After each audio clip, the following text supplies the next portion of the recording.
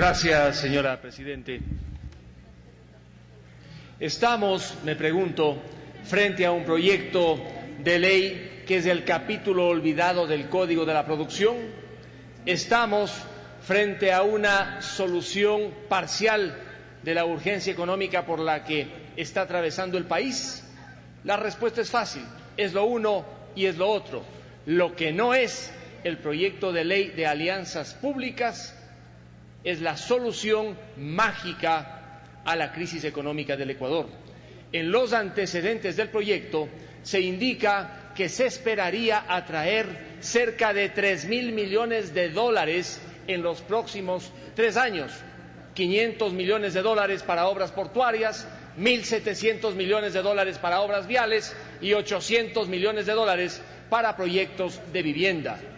Si los 3.000 millones de dólares llegan al país, tendremos una gota de agua en el desierto, porque las necesidades económicas del Ecuador son mayores inclusive a las expectativas económicas del proyecto.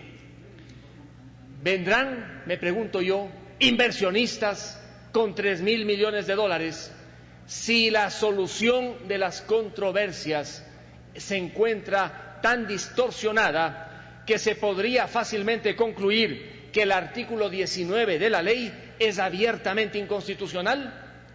Uno de los elementos fundamentales en el desarrollo económico es la justicia. Justicia independiente es la garantía para que la gente invierta, porque teniendo justicia independiente se sabe de antemano que en la resolución de conflictos habrá equidad, habrá en definitiva justicia. En el artículo 19 de la ley se dice que no se podrá pactar arbitrajes fuera de la región, se entiende, latinoamericana. El artículo 422 de la Constitución no prohíbe que en contratos se pacten esos arbitrajes. Lo que el artículo 422 de la Constitución prohíbe es que el Ecuador, al suscribir un tratado internacional, se someta a jurisdicción arbitral distinta del ámbito latinoamericano en arbitrajes de inversión o en arbitrajes comerciales. Si la Constitución no prohíbe, ¿por qué en el artículo 19 se prohíbe? Inclusive, en el tránsito del primer debate al segundo debate, han destruido completamente la posibilidad de pactar arbitrajes a nivel internacional. El artículo 27 del Código de la Producción establece la posibilidad de que se puedan pactar arbitrajes fuera de la región latinoamericana en el caso de arbitrajes de inversión. ¿Por qué si en el Código de la Producción se permite que se acuerden esos arbitrajes, en esta ley en cambio se los prohíbe? ¿Es demagogia? ¿Nacionalismo? No logro entender, pero con esta modificación al artículo 19 de la ley le hacen un flaco favor a la ley de incentivos para la inversión extranjera. No vamos a tener la inversión que esperamos si no existe amplitud y claridad en la forma como se puedan resolver las disputas entre inversionistas y el Estado, sabiendo que los inversionistas lo que quieren es una sede arbitral distinta de aquellas que tenemos en América Latina. Chile es una de las más importantes, pero tampoco reviste, digamos, la confianza que reviste la sede arbitral londinense. Allá en Inglaterra, donde de lo que se conoce existen cerca de 10.000 procesos arbitrales acordados por compañías privadas e inclusive estados dispuestos siempre a atraer mayores volúmenes de inversión. El otro tema sobre el que veo que hay una confusión es el artículo 21, numeral 1. El artículo 425 de la Constitución establece la jerarquía normativa. Sabemos la jerarquía normativa. No tiene sentido repetir Constitución, tratados, leyes, reglamentos y lo demás. Es verdad. Sin embargo, en el derecho constitucional contemporáneo y en el derecho administrativo existe una figura que se llama la deslegalización.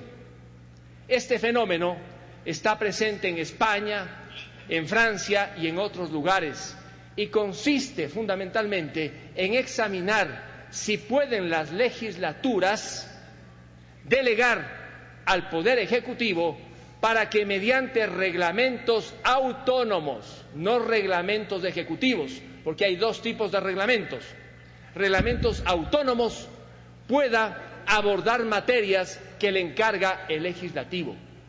El problema que tenemos en el Ecuador es el de la reserva de ley que se encuentra prevista en los artículos 132 y 133 de la Constitución.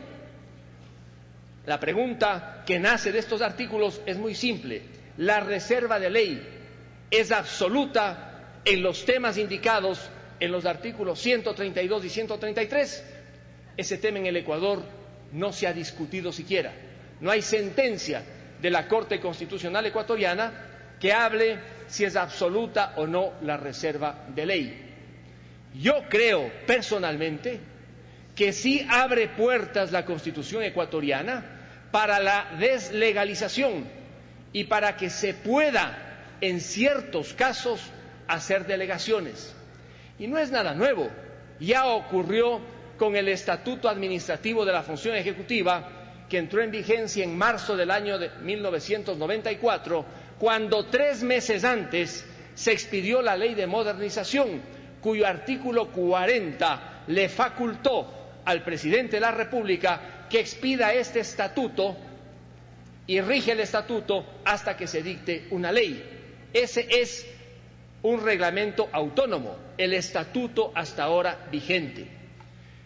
El asambleísta Cassinelli ha hecho una propuesta para eliminar la mención de ley formal, pero la solución que ofrece es la de dejar en manos del presidente de la República la decisión final de si modifica o suprime permisos o requisitos.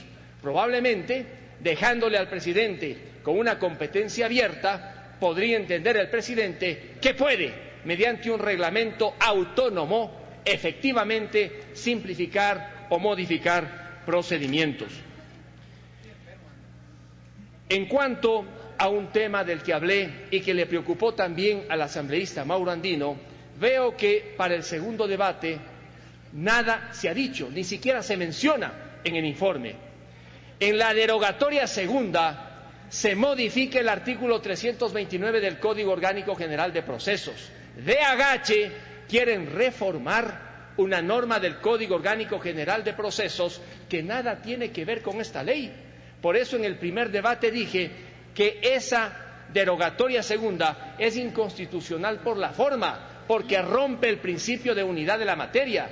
Resulta que con la modificación al artículo 329 del Código Orgánico General de Procesos se santifica y se eleva a los altares eternos a los principios de presunción de legitimidad y legalidad de los actos administrativos y se les despoja, escúchenme bien, a los ciudadanos de la posibilidad de suspender esos actos administrativos tal como se establece en el Código.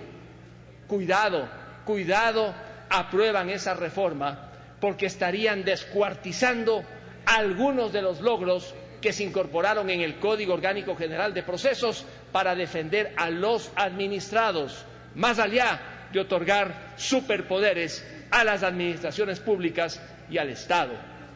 De la seguridad jurídica también se ha hablado estos días. Esta mañana la presidenta de la Comisión puso énfasis en el hecho de que con este proyecto se va a firmar la seguridad jurídica. Ojalá la seguridad jurídica prevista en el artículo 82 de la Constitución sea una realidad diaria. Sin embargo, este proyecto, al reformar normas de la Ley de Régimen Tributario Interno y de la Ley de Equidad Tributaria, constituye la 12ª reforma tributaria.